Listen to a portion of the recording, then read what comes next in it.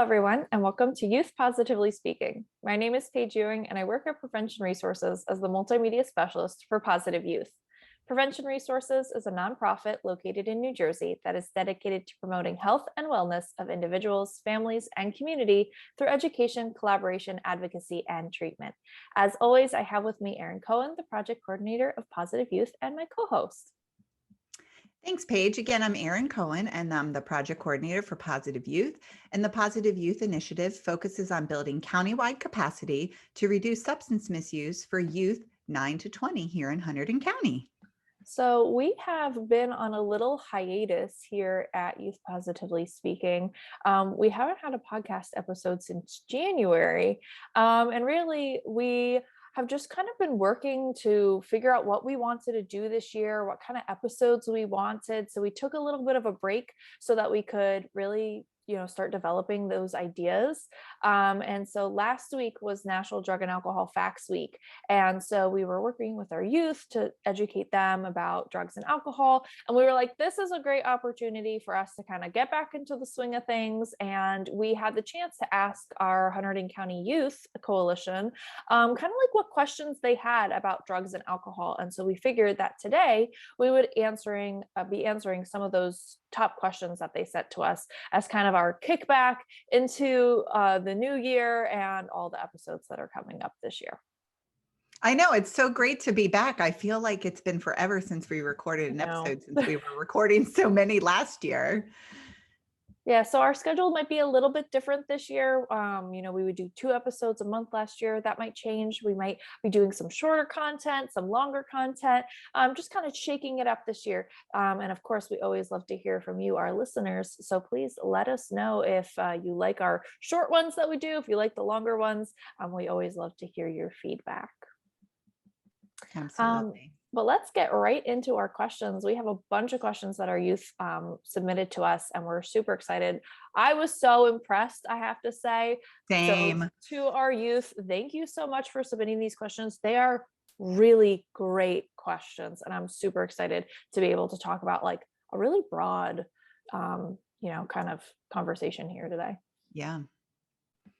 Yeah, so the first question that came in from them was talking about what exactly is drug addiction and how easy is it to get addicted? And then really kind of like, what's the difference between drug addiction and drug dependence? And we just thought this was such a fantastic question because it really is kind of murky, and we really had to think about it ourselves because we talk about addiction here all the time. And really, when we're talking about addiction, it's that compulsive drug use despite these harmful consequences. So sometimes people, when they become addicted, they start stealing from people. They're not showing up to work. They're not doing schoolwork. Their relationships are suffering. So people who are in the throes of addiction do not care. It doesn't matter what they're doing. And they just keep on using it no matter the negative consequences. It doesn't matter maybe if they get arrested. It doesn't matter if a spouse, boyfriend, or girlfriend is saying, I'm going to leave you. So your body is physically dependent on it, but it's also the mental symptoms are there, and withdrawal can happen very easily. So when we're talking about physical dependence, that happens when you're using a drug, consistently. So it can even be prescription drugs. And we were just having this conversation in our office this week that opioids, you can become physically dependent on opioids by day 7 of taking them. And so that's why doctors are starting to only maybe prescribe a 3 to 5 day dose because we're trying to limit this opioid addiction with this epidemic throughout the country. So really, physical dependence is when your body physically needs the drugs, even if you take it the way that you're supposed to be taking it. And it doesn't always mean that you become addicted. Some people can have a physical dependency on a prescription drug and still function normally. But oftentimes it really does accompany addiction and lead to addiction. So I hope that it's a little murky, but I hope that was a way we were able to answer that question for our youth. And another term that we use a lot of the times is a substance use disorder. And that is actually like a diagnosed disorder. A lot of the times we talk about physical dependence and addiction, and then there's substance use disorder. And there's this thing called the DSM-5, and there are different qualifications that somebody would have to qualify to then have a substance use disorder, which is the medical term, which usually encompasses addiction and physical dependence. And so a lot of the times we kind of use all three of those terms interchangeably, but there are very minute differences between physical dependence and addiction and a substance use disorder. Right. I know it's really interesting because it is a little murky for people. So the next question we had was, is alcoholism inherited? And this question I feel like a lot of teens ask because maybe they're seeing it in their family, whether it could be grandparents, whether it's their parents, and they're really wondering, is this going to happen to me? So can it be genetic? Possibly. Scientists have found that there is a 50% more chance of being predisposed to an alcohol use disorder, but really having that genetic predisposition doesn't necessarily mean that you're going to become an alcoholic, right? Someone who has an alcohol use disorder. But also social use and your environmental factors have a play in it as well. So really, I mean, you could be in a household where nobody drinks, but maybe your grandparents have it, but then your parents aren't drinking at all. So you're not in that environment where you're seeing people using alcohol all the time and the negative consequences that come with it. Because let's be real, there are a lot of negative consequences to excessive drinking. And I know for me, my grandfather, he had alcohol use disorder. And that plays a lot into my personal decisions of how much am I drinking? Because I don't know if I have, the genetic predisposition because it was my grandparent, but I definitely could. And so myself, as I eliminate those risk factors that I could possibly have by limiting the amount of alcohol. I only drink in a social setting. I usually have like one drink if I'm out, if that.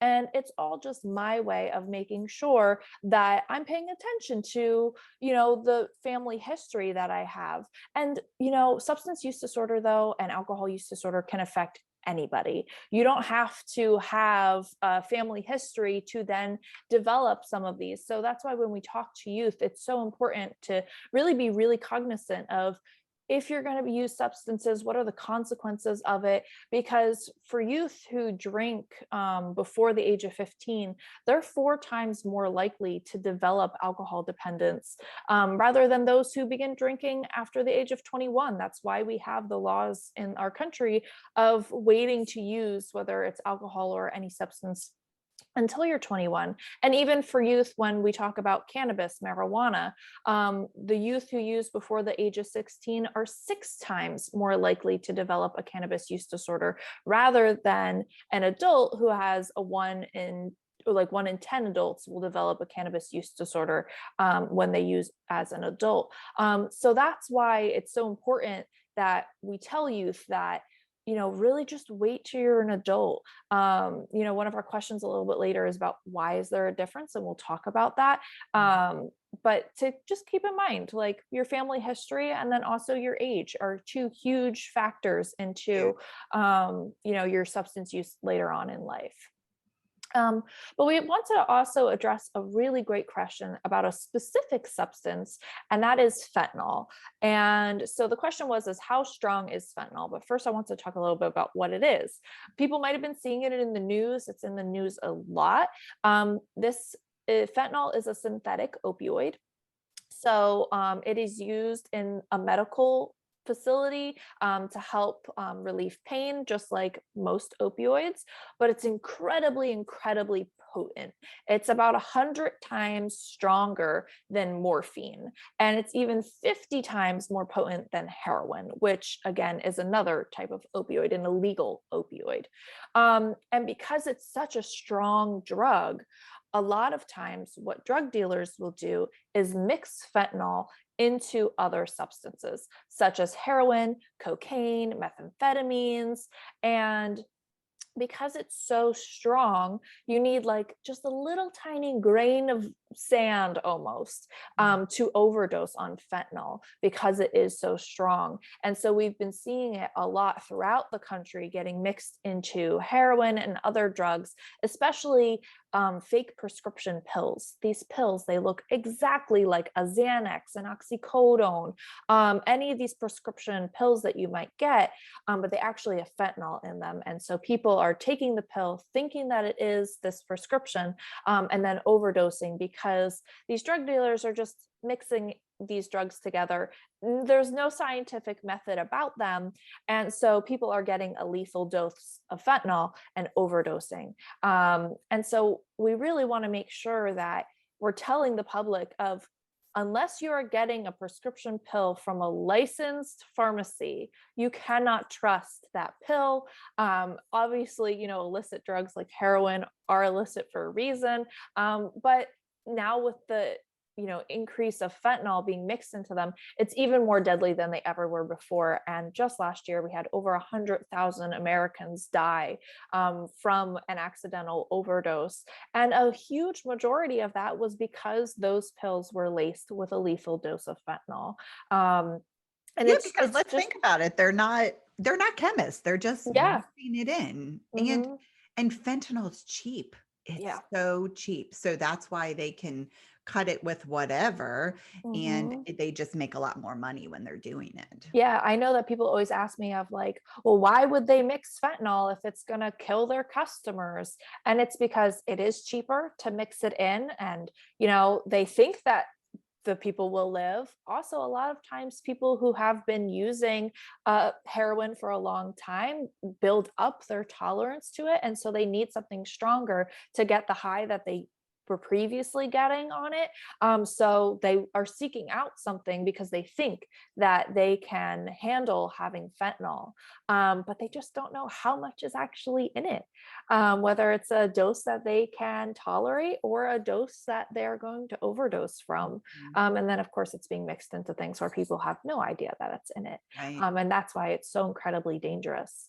And even in, you were talking about mixing it in the pills. And I think about teens and, you have kids who have diagnosed with ADHD who are taking Adderall or Concerta. And there are kids who share their medicine because it may help them focus and study more. That is something that really is kind of across some high schools and colleges where kids are doing that. And it's even mixed in that. So you really Mhm. can't trust anything, just like you said, Paige, unless it's actually from the pharmacy. Mhm. And as I tell my kids and every teen that we talk to, it's game over. It's done. You could do it one time and one time only, and your life is over. And I know that sounds really dramatic, but with my own teenagers that I have, I really just want them to understand the severity of it, because it's stealing their youth and young people across America. And that's why I'm so happy that New Jersey, we are now permitting people to have fentanyl test strips. So for people who are using substances, they can use a fentanyl test strip, mix it with their drug of choice, whether it's cocaine, heroin, whatever it is, crush up a pill, and they can see if it has fentanyl in it and then make that decision to not use. In the news, we saw down in Florida, a bunch of students were on college break and they were using cocaine that had fentanyl in it. And a lot of those students overdosed.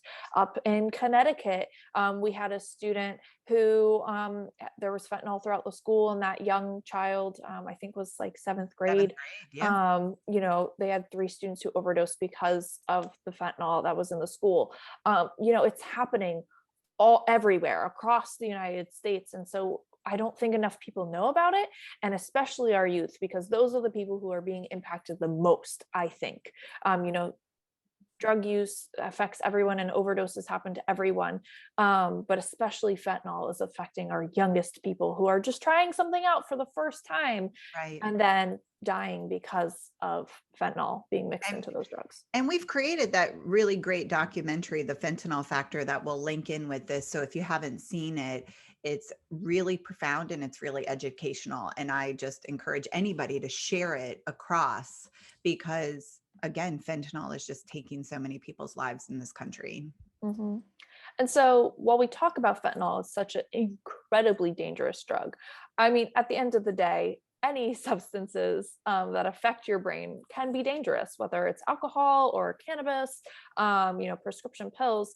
And so another question that we got is marijuana safer than other drugs? And if not, why do others think so? So yeah, this is a question we get a lot. Is marijuana safer than other drugs? Because you look at something like fentanyl where it's killing people left and right, and or even drugs like heroin or meth or cocaine, and people think, oh, well, marijuana, it's a plant. There's medical marijuana, it's medicine, so it must be safe. So yes, medical marijuana is legal in a lot of states. The US Food and Drug Administration, the FDA, has not determined whether the marijuana plant is safe and effective for treating any disease or condition and it has not been approved as medicine. So there have been some studies that show that it does help with some things. But a lot of times people talk about wanting to use medical marijuana to treat anxiety and depression, but it really seems that causes more anxiety or depression. But it has been approved to help with like seizures associated with different disorders, or helping people to eat. It helps with appetite for folks who are dealing with AIDS or they're being treated for chemotherapy. So medical marijuana can be useful for some of these conditions, but they're continuing to research this because right now there is insufficient or no evidence for its safety and effectiveness. But what I really want to talk about too is how marijuana has evolved, because when a lot of people who are voting to legalize marijuana across this country, they're thinking about marijuana that was maybe from 30 years ago or 20 years ago. But the reality is that marijuana has changed significantly. And we have this synthetic marijuana where it's not even that plant anymore. It's becoming an oil. They're using it and heating it up and creating it differently. And it's making the potency so much higher. So when you're talking about during Woodstock and it was 2 to 3% THC for the potency at that time, now we have teens who are vaping marijuana, and that is how they're using it mostly, is vaping it. They're not smoking joints, they're not smoking a blunt or out of a bong or anything like that. They're vaping it, and vaping THC or marijuana can be up to 99%. So it's not even the same. So is marijuana safer? No. What's happening now is that kids and teens and adults alike actually are starting to have some real big problems because of using high THC. It's been linked to psychosis and, hallucinations and all these factors that people didn't have before when they were just smoking a joint at Woodstock. So marijuana at this point really just is not safe anymore. And I think at one point, even for me, I used to think, oh, marijuana is not so bad compared to thinking about something like a heroin or cocaine. But the reality is it's just different, and it's Mhm. stronger and more dangerous. And I think that also we don't have a lot of research to talk about the benefits and the negative effects. There are those few drugs that have been approved for the FDA, and, those do help people. But for what we have, currently going through of legalized what is called cannabis, it's still that THC marijuana. But we don't have enough studies to say, like, yes, it does help with depression, or yes, it does help with sleep. And with THC, there are so many different strains of the plant. And then there's all these different levels of THC. So maybe for somebody, they, use this one strain of the plant and it's 3% THC and it does help them sleep. And that's great. But for somebody else, they take the exact same thing and it makes them dizzy and it makes them nauseous. And no matter what, as legalization happens and as more research comes out, we hope to learn more about this drug. But no matter what, if you're under 21, it's illegal to use and it's dangerous to use because your brain is still developing. Mhm. And so, when we talk about consumption of cannabis and the possible benefits, that's for adults and it's not for youth. Just because, like alcohol, it's a legal drug, it's a legal substance, but it's not legal for youth because it has more negative effects than there ever could be positive effects. And so one of our youth, they were out and about and they saw a sign outside a cannabis dispensary that said, sleep well, wake well, live well. And they were wondering, is this information false and how so? And it kind of goes back into that. We have really limited research. We don't know if it's actually going to make you sleep better or if it's going to make you wake up better, or if it's going to make you live better. And for youth, we know that it definitely is not. But as more research comes out, we're always willing to look at what the FDA is approving as medicine. And, maybe a few years from now, there will be a product that will help people sleep, wake, and live better. But for right now, we just don't know. So it's better to be safe and not use a substance that you don't know what the effects are going to be on your body. And I love this question because they're seeing an advertisement, sleep well, wake well, live well. And I think that as more dispensaries, when they start opening here in New Jersey, we're going to be seeing signs just like this. And our teens and young people are going to be saying, is it good for me? Maybe I should try this. Oh, I have this ailment. Why wouldn't I want to use this? So I think this was a fantastic question that they brought to us. Hmm. Yeah, I agree. Um, so then the next question is talking about alcohol and how does drinking at an early age affect the brain? And we kind of had another question that was, how does taking drugs and smoking affects kids differently than adults? And they kind of go hand in hand. But really, when you look at it, for people under 25, really, our brains are still developing.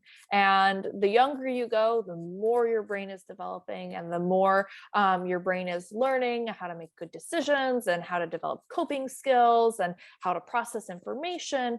And the younger that we introduce substances, whether that's alcohol, whether that's marijuana, whether that's heroin, any sort of substance, the younger we introduce that, the more it affects our brains.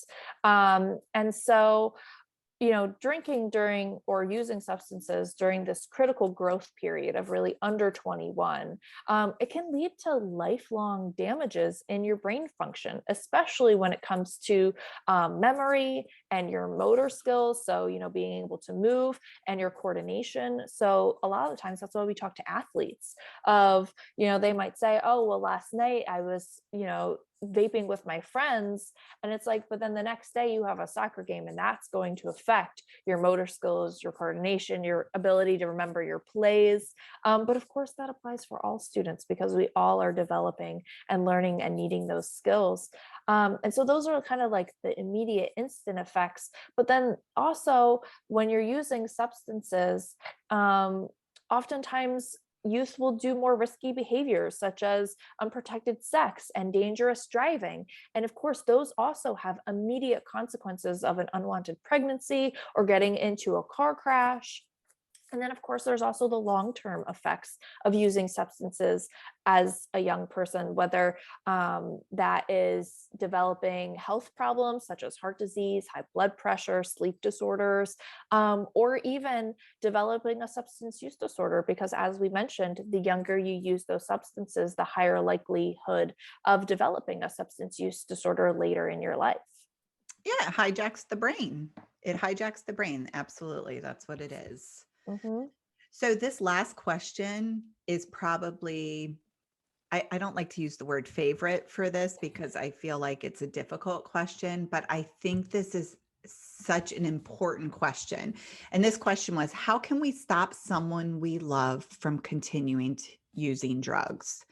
And I think that there are so many people in this country and around the world who have lived with someone who had some sort of substance use disorder, alcohol use disorder, that thought, man, if they just loved me, they would stop. Or don't they care about me? Don't they? People really, their whole lives have been, where they wondered why somebody didn't do that. Why weren't they good enough to get them to stop? And here's the reality of it. You can't stop someone from using drugs. And I always refer back to this doctor from Yale who we had speak, and he was talking about what addiction is like. And he said, I want you to hold your breath. And when you're holding your breath, what is it that you're thinking about? And anybody that's holding your breath, whether you're under the water or say you're even choking or anything like that, right? And you can't breathe, the only thing you're thinking about is breathing. And you don't care what you have to do in order to breathe. So if somebody said, go up and smack your mama in the face and you can start breathing, you would probably do that. Or if it meant go steal some money from grandma's purse, and so you can stop feeling the way you're feeling and you can breathe, you would do that. And that's really what drug addiction is. They have a physical, they cannot stop using.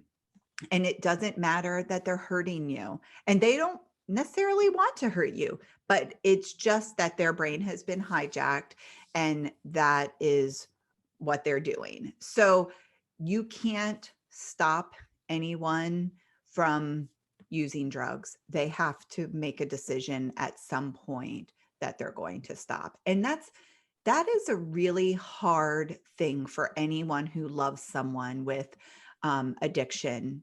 It is very hard to hear that. And it is a question that, I feel the sadness in a question like that, because they really just want the person to not be using and to have a loving relationship with them. You're totally right, Erin. And it is such a hard thing to hear. And I think that same doctor from Yale was saying, like, when people have cancer, we want them so badly to not have cancer anymore. But you can't expect them to, say, Mom, if you loved me enough, tomorrow you won't have cancer. That's just not the way it works. And having a substance use disorder, it is a brain disease. So many people think it's a moral failing or that they did something wrong or something like that. And it is a disease. And we need to really show people that this is something that these people need treatment, they need the resources. And there are so many resources within our own county of Hunterdon County, throughout the state and nationally.